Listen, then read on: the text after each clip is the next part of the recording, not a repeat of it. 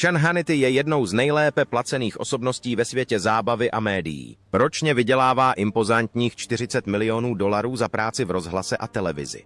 Velká část tohoto příjmu, $25 milionů, pochází z jeho role ve Fox News, zatímco zbývající částka je spojena s lukrativní vysílací smlouvou, kterou podepsal s Premier Networks v roce 2019.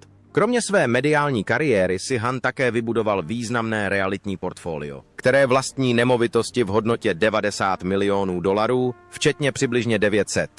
Domy rozložené po 7 různých státech, které ukazují jeho úspěch nejen ve vysílání, ale i ve světě nemovitostí. Investors. Neuvěřitelný úspěch a působivé čisté jmění Seana Hannityho se nestaly přes noc. Jsou výsledkem let tvrdé práce, odhodlání a fascinujících momentů z jeho minulosti a raného života. V dnešním videu se blíže podíváme na to, jak Sean Hannity vybudoval své mediální impérium. Proslavil se a stal se jedním z nejvlivnějších hlasů v vysílání. Od jeho skromných začátků až po jeho současné postavení mediálního magnáta odhalí klíčové momenty a rozhodnutí, která formovala jeho cestu. Takže se připravte ponořit do pozoruhodného příběhu Seana Hannityho a uvidíte, jak proměnil svou vizi v prosperující impérium. Pojďme se do toho pustit. Patrick Hannity, známá mediální osobnost, se narodil 30. prosince 1961 v New Yorku. Dětství strávil na Franklin Square v New Yorku jako nejmladší ze 4 sourozenců v pracovité irsko-americké rodině.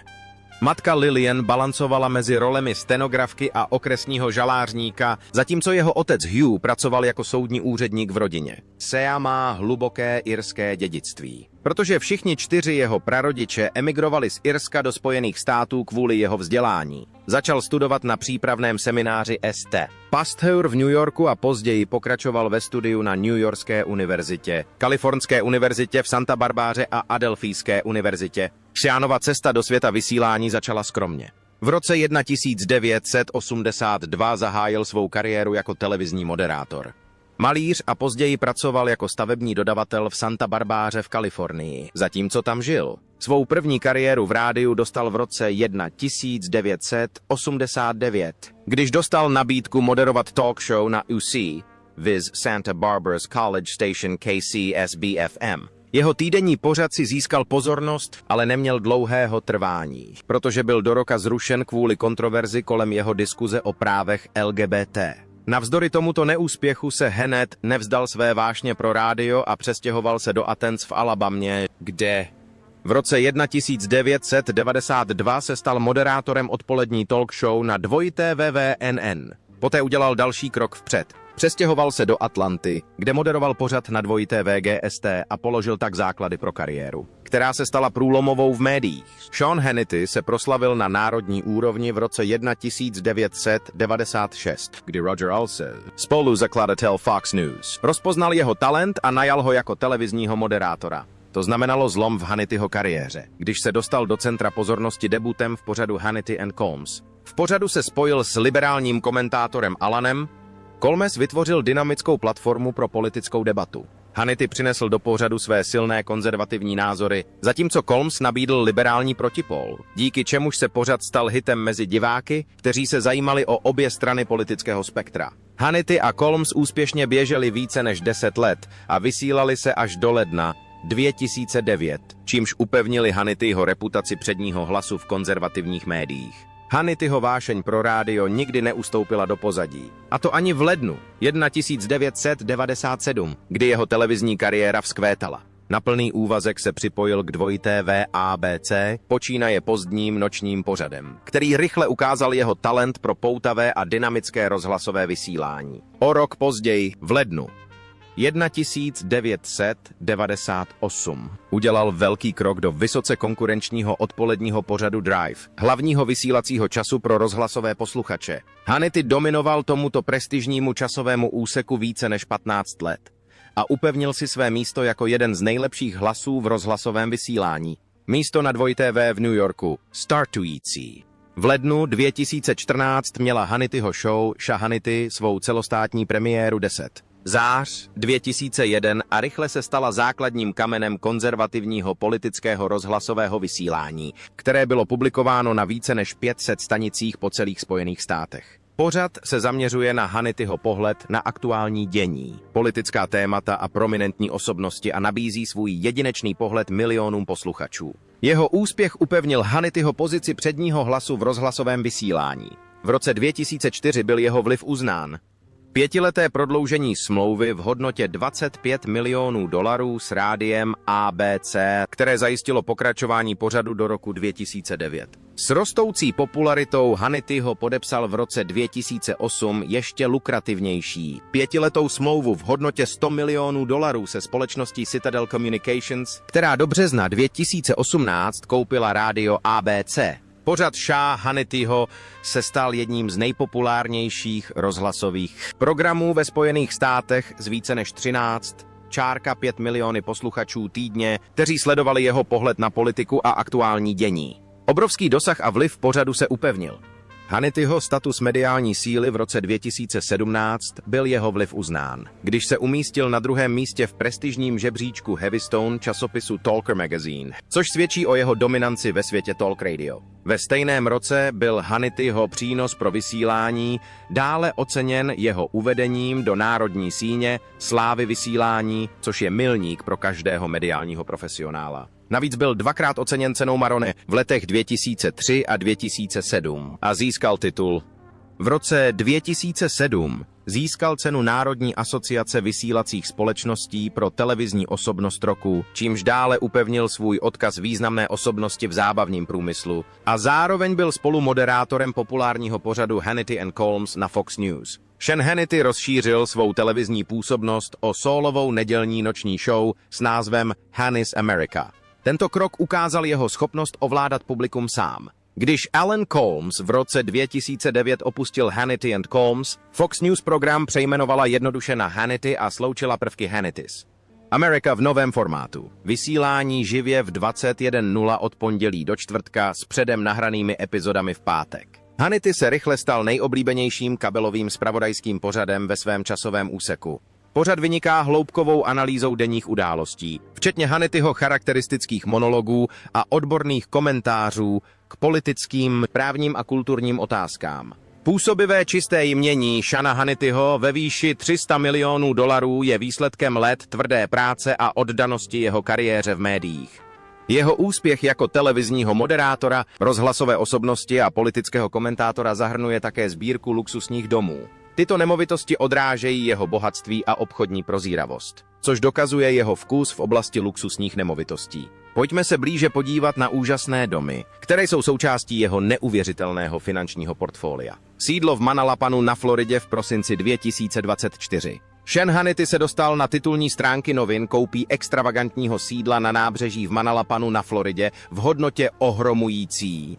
Tato úžasná nemovitost v hodnotě $23,5 milionů se rozkládá na ploše téměř 2 akrů a nabízí masivní pozemek o rozloze 12,0 stop, 3,600 metrů. Původně postavený v roce 1990. Sídlo nabízí 8 luxusních ložnic a 10,5 koupelen, což zajišťuje dostatek prostoru pro pohodlí a soukromí, jak se od floridského domu očekává. Zahrnuje veškeré vybavení, které si jen můžete přát. Bazén, soukromé molo s nově postavenou mořskou zdí a balkón, kde si můžete vychutnat krásné okolí pro jedinečný dojem. Sídlo se také pyšní střešní vyhlídkovou terasou, která je ideální pro pozorování. Úchvatný výhled na vodu uvnitř domu. Luxus a elegance jsou patrné na každém kroku. Prostorný obývací pokoj vyniká velkými okny, která zaplavují prostor přirozeným světlem a zároveň nabízejí nádherný výhled na vodu. Útulný krb dodává místnosti teplo a kouzlo, takže je ideálním místem pro relaxaci nebo pohoštění hostů. Jídelna a domácí kancelář také těží z panoramatického výhledu na vodu, takže jsou stejně malebné jako obývací prostory kuchyně. Dalším lákadlem domu s dostatkem prostoru pro přípravu jídel a zábavu je jídelní kout, kde se může sejít rodina a přátelé a vychutnat si šéf kuchařovy výtvory. Design kuchyně je stylový a funkční a kombinuje moderní estetiku s praktičností, což zajišťuje dostatek úložného prostoru a pracovních prostor. Nemovitost také zahrnuje několik luxusních prvků, jako je plně vybavený bar a vinotéka pro uložení a prezentaci sbírky kvalitních vín. Výtah zvyšuje pohodlí, zejména pro snadný přístup k interiéru domu. Víceúrovňová kombinace ohromujících architektonických detailů, prostorných obytných prostor a dechberoucího výhledu na vodu dělá z tohoto sídla skutečné mistrovské dílo mezi realitními byty v Palm Beach na Floridě. V roce 2021 po rozvodu Sean Hannity provedl významný realitní tah a koupil si úžasný byt v Palm Beach na Floridě za $5,3 milionu. Tato nemovitost o rozloze 3800 stop 116 metrů, nabízí prostorný a pohodlný obytný prostor s dechberoucím výhledem na vodu. Nachází se v uzavřeném komplexu jen pár mil jižně od slavného Palm Beach.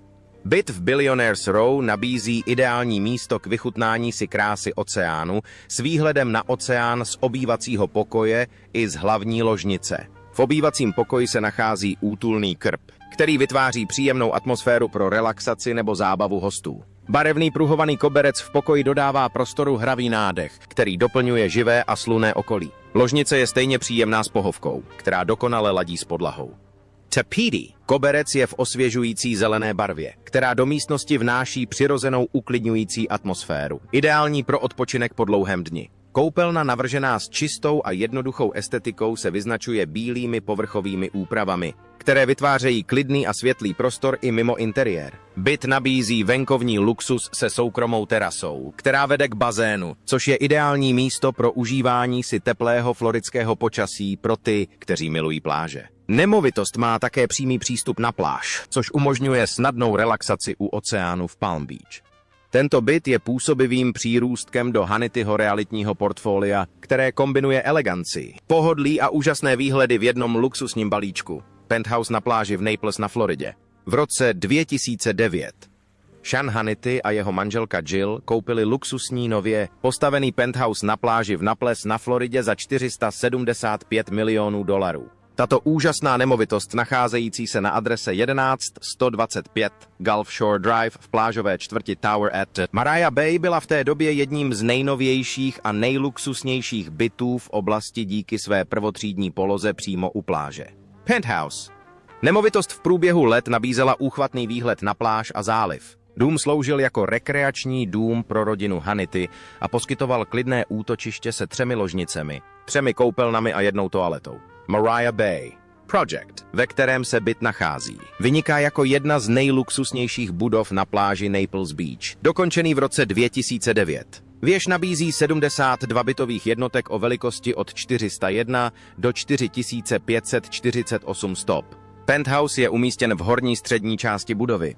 Díky ničím nerušenému výhledu na okolní pláž a záliv, což z ní činí jednu z nejžádanějších jednotek, nabízí budova řadu špičkových služeb, včetně soukromých výtahů, zabezpečeného parkování a 24-hodinové recepce. Tyto prvky poskytují obyvatelům kromě základních služeb pohodlí a klid. Mariah Bay nabízí řadu 5hvězdičkových zařízení, která zvyšují zážitek z bydlení, mezi něž patří soukromá restaurace, kde si obyvatelé mohou uchovávat svá oblíbená vína, a také bar u bazénu a pláže s občerstvením. Komunita nabízí také službu zapůjčení plážových lehátek a ručníků. Fitness centrum a zvýšená bezpečnost vám zajistí pocit skutečného rezortu. Penthouse se také vyznačoval soukromou garáží pro 2 auta, což je funkce vyhrazená pro omezený počet obyvatel, protože většina parkovacích míst se nachází na vyhrazeném parkovišti komunity. Potay, co Hannity a Jill nemovitost vlastnili několik let, se koncem roku 2020 rozhodli prodat penthouse za $5,7 milionů, což představuje výrazný nárůst oproti předchozímu. Byt byl na trhu za původní kupní cenu od června 2019, během níž prošel několika cenovými změnami a rekonstrukcemi, což zajistilo, že zůstal konkurenceschopnou a atraktivní volbou pro potenciální kupce. Sídlo na Long Islandu. V květnu 2008 Sean Hannity a jeho manželka Jill koupili rozlehlé 267 metrů dlouhé sídlo na nábřeží v Oyster Bay na Long Islandu za $10,5 milionů. Nemovitost rozkládající se na téměř 6 akrech pozemku nabízela nejen luxusní domov, ale také řadu působivých venkovních vymožeností. K dispozici bylo soukromé molo s snadným přístupem do zálivu a golfové hřiště par 3, které nabízelo volnočasové aktivity i rekreaci přímo u dveří pro milovníky tenisu. Nemovitost měla osvětlený tenisový kurt a soukromý putting green, který byl ideální pro golfové nadšence. Uvnitř sídla se samozřejmě nacházel i bazén ideální pro relaxaci nebo zábavu v teplých letních dnech. Obývací pokoj vynikal vysokými stropy a prostorným uspořádáním, které vytvářelo otevřenou a vzdušnou atmosféru. Design umožňoval bezproblémový přístup na venkovní terasu, která dále rozšiřuje obytný prostor a nabízí ideální místo pro vychutnání si okolní přírodní krásy. Gurmánská kuchyně s nejmodernějšími spotřebiči byla snem každého, kdo rád vaří a pobaví se. Vedle kuchyně se nacházel slunný snídaňový koutek s úchvatným výhledem na pozemek, díky čemuž byla rána klidným a malebným zážitkem. Hlavní apartmá bylo navrženo pro maximální pohodlí a luxus a nabízelo dvojité skříně s dostatkem prostoru. Úložný prostor a útulné posezení pro relaxaci poskytovali koupelnu, připomínající lázně klidné prostředí pro odpočinek po dlouhém dni se všemi luxusními úpravami, které se očekávají od nemovitosti tohoto kalibru. Sídlo bylo obklopeno pečlivou krajinářskou architekturou, která zvyšovala jeho atraktivitu a vytvářela klidné prostředí. Panství se také pyšnilo 152 metry dlouhým průčelím zálivu, což domu po letech užívání dává prvotřídní polohu u vody se soukromým přístupem k zálivu přes 81 mol. Nádherná nemovitost. Sean se rozhodl prodat sídlo v květnu 2024. Nemovitost uvedl do prodeje za 13,75 milionů dolarů, což odráží luxusní prvky domu a jeho prvotřídní polohu. Sídlo se prodalo o pouhý měsíc později za 12,7 milionů dolarů, což stále představuje významnou návratnost jeho původní investice. Sean Hannity, známý svým úspěchem a luxusním životním stylem, má působivou sbírku automobilů, která zahrnuje řadu vysoce výkonných a klasických vozidel. Ačkoliv plný rozsah jeho sbírky není široce známý. Několik klíčových.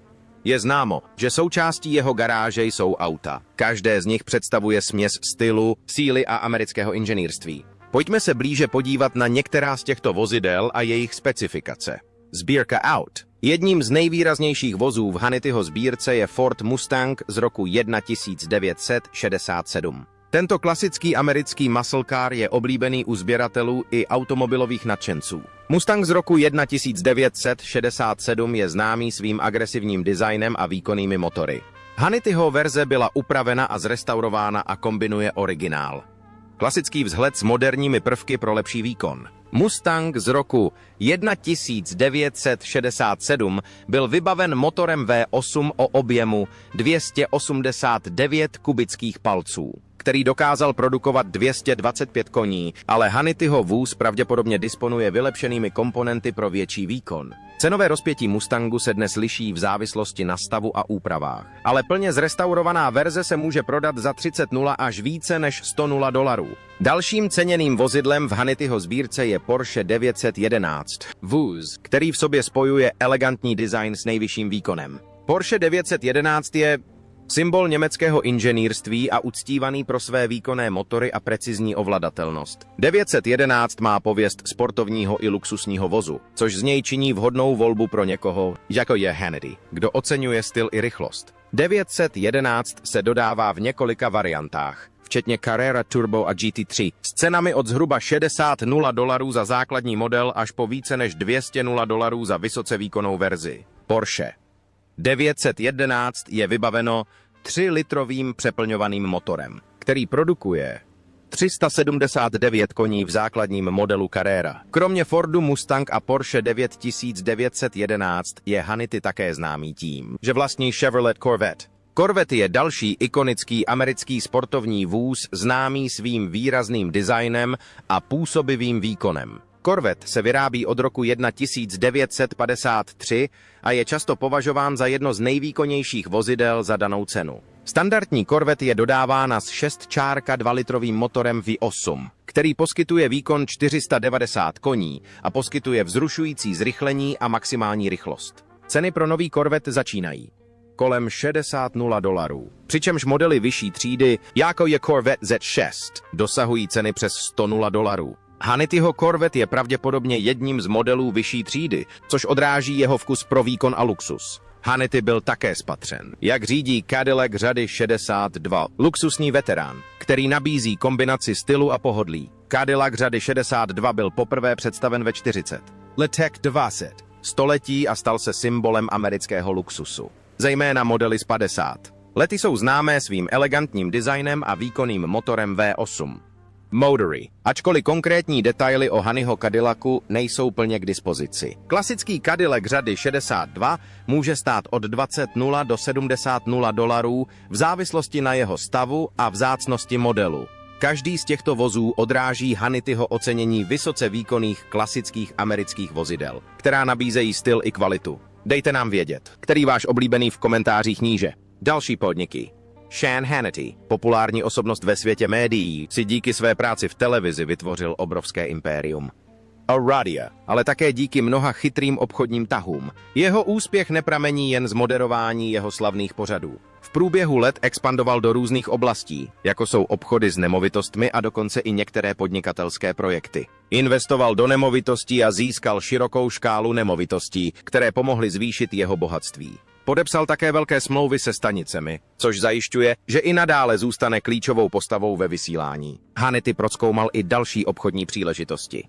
Díky tomu se v posledních letech stal úspěšným podnikatelem v různých oborech. Sean Hannity si vybudoval působivé portfolio nemovitostí v hodnotě přibližně $90 milionů.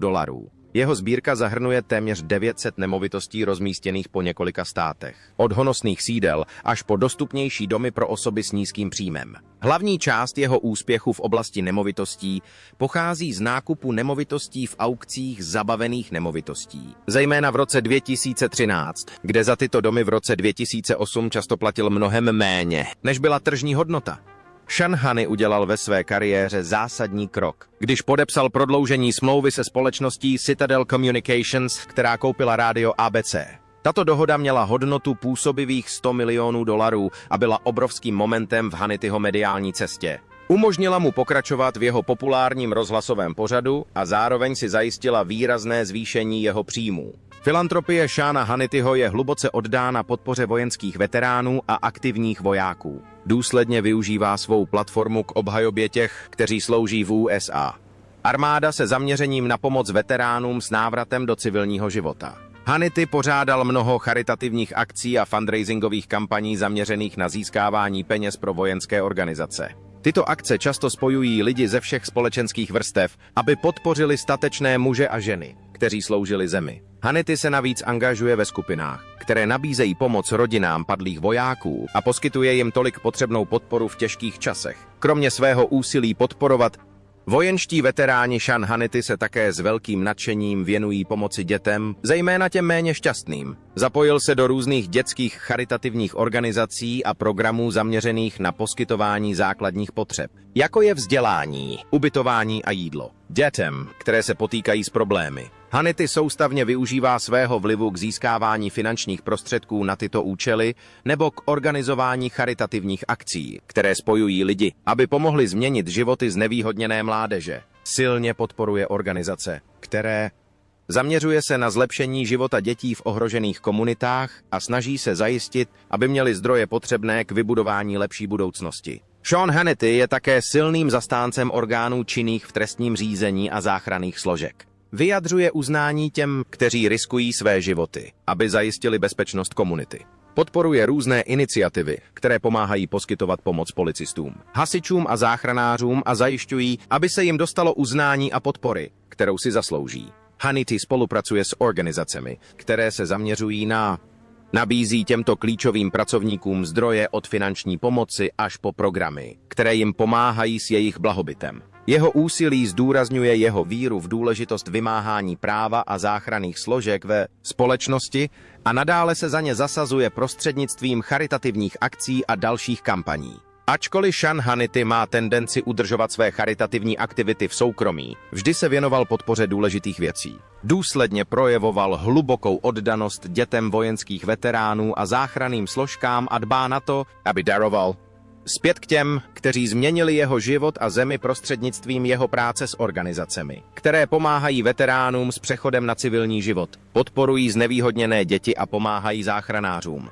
Hannity významně přispěl k rozvoji těchto komunit. Osobní život Seana Hannityho si v průběhu let získal pozornost i osobní život. Sean se setkal s Jill RHS v roce 1991, když pracoval ve WNN v Huntsville v Alabamě, kde byla politickou komentátorkou pro Huntsville Times. Ti dva se rychle spojili. Vzali se, ale po více než 2 desetiletích společného života pár v červnu 2020 oznámil rozvod, ačkoliv se ve skutečnosti rozešli několik let předtím, než to zveřejnili zprávy po jeho rozchodu s Jill Rodosovou. O Seanovi Hannitym se říkalo, že chodí s kolegyní z Fox News Emily Earhartovou. Jejich vztah se stal veřejným, když se společně zúčastnili svatby 20. srpna 2019 na golfovém hřišti Trump National Golf Course v Colts Necku v New Jersey během pandemie COVID-19.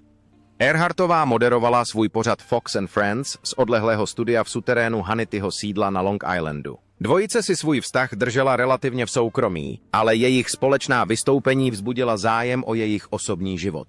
Hannity má z manželství s Jill Rhodes 2 děti. Syn Patrick se narodil v roce 1998 a dcera Mary se narodila v roce 2001. Obě děti absolvovaly střední školu Cold Spring Harbor High School. Patrick poté studoval na Wake Forest University, kde podobně hrála tenis, i Mary se věnovala své vášni pro tenis na Michiganské univerzitě, kde hrála v týmu i během středoškolských let. Mary si vysloužila uznání jako 4. tenistka ve státě New York. Hannityho děti se vydali vlastní cestou ve studiu i atletice a obě vynikají ve sportech, které si vybrali. Sean Hannity se také otevřeně vyjádřil ke svému zájmu o sebeobranu a fyzickou zdatnost. V roce 2014 se také otevřeně vyjádřil, že nosí zbraň více než polovinu svého dospělého života. Život zdůrazňuje jeho závazek k osobní bezpečnosti. Kromě toho je Hannity zběhlý v bojových uměních a má hnědý pás v této disciplíně. Pravidelně praktikuje bojová umění a trénuje 4 dny v týdnu. V prosinci 2024 Sean Hannity udělal velký krok ve svém osobním životě, když údajně požádal o ruku Enliho Earharta, svého kolegu z Fox News z Fox and Friends. Žádost o ruku se konala na Boží hod vánoční v kostele na Floridě, což byl zvláštní okamžik v jejich vztahu. Pár, který spolu chodí několik let, spolu chodí. Jejich vztah sice drželi relativně v soukromí, ale jejich zasnoubení mnohé překvapilo, protože dříve o svém románku veřejně nezdíleli podrobnosti. Přestože Sean Hannity má tendenci svůj osobní život udržovat relativně v soukromí, zůstává jednou z nejvlivnějších osobností mediálního průmyslu. S dlouhou kariérou prominentního televizního a rozhlasového moderátora zůstává Hannity i nadále významným hlasem ve světě zpráv a komentátorů. Jeho práce na Fox News a jeho celostátně vysílaný rozhlasový pořad se upevnili. Sean Hannity, jehož pověst klíčového hráče v konzervativních médiích, se i nadále věnuje své práci a udržuje si silnou pozici v mediálním světě prostřednictvím svých populárních televizních a rozhlasových pořadů. Jeho neustálé zapojení do těchto platform zajišťuje, že zůstává jedním z nejuznávanějších hlasů v oboru. Děkujeme vám za shlédnutí našeho videa. Doufáme, že se vám líbilo dozvědět se více o jeho působivé kariéře a životním stylu. Pokud se vám toto video líbilo, nezapomeňte stisknout tlačítko odebírat, abyste mohli zůstat. Aktualizováno o další zajímavý obsah. Vaše podpora pro nás znamená celý svět a nemůžeme se dočkat, až vám v budoucnu přineseme další skvělá videa.